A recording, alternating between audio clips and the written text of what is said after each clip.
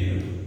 ನೀವು ಭಕ್ತರ ಮನೆಗೆ ಹೋಗಿ ಭಿಕ್ಷೆಯನ್ನು ಸ್ವೀಕರಿಸುತ್ತೀರಾ ಎಂದು ಕೇಳಿದ್ದೇನೆ. ಆ ವಿಷಯ ಕೇಳಿದ ಮೇಲೆ ನನ್ನ ಮನಸ್ಸಿನಲ್ಲಿ ಒಂದು ಆಸೆಯನ್ನು ಘೋಷಿಸಿಕೊಂಡಿದ್ದೇನೆ. ನಾಳೆ ಮಧ್ಯಾಹ್ನ ನೀವು ಮತ್ತು ನಿಮ್ಮ ಭಿಕ್ಷು ಸಂಘದವರು ನಮ್ಮ ಮನೆಗೆ ಬಂದು ಭಿಕ್ಷೆ ಸ್ವೀಕರಿಸಿ. ಸಂತೋಷವಾಗಿ ಆಗಲಿ. ಆಗುವುದಿಲ್ಲ ಗುರುದೇವ. ಅನಾಹುತ, ಧರ್ಮಕ್ಕೆ ವಿರುದ್ಧ.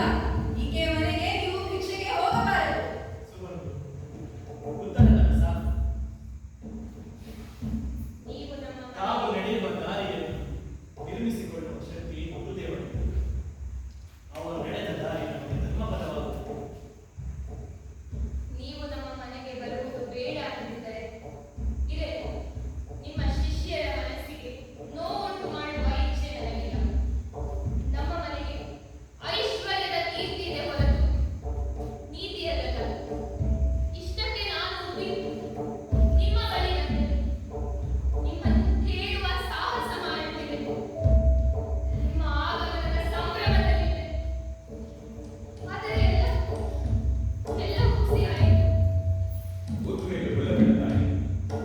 ನಾನು ನಾಳೆ ಬರುತ್ತೇನೆ. ಸುಳ್ಳು. ನಾಳೆ ಮಧ್ಯಾಹ್ನ ನಿಮ್ಮಲ್ಲಿ ಏನು ನಿರೀಕ್ಷೆ? ನೀವು ನಿಜವಾಗಿಯೂ ಬರುತ್ತೀರಾ? ಇದು ನಂಬಲಾರದಷ್ಟು ದೊಡ್ಡ ಭಾಗ್ಯ.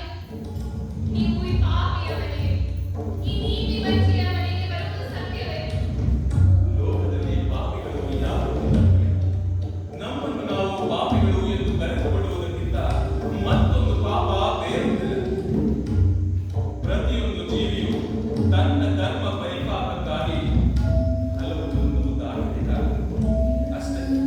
ಅದಕ್ಕೆ ಆಯಾ ಚೀಟಿಗಳನ್ನು ಅಂಟಿಸುವುದು ತರವಲ್ಲ.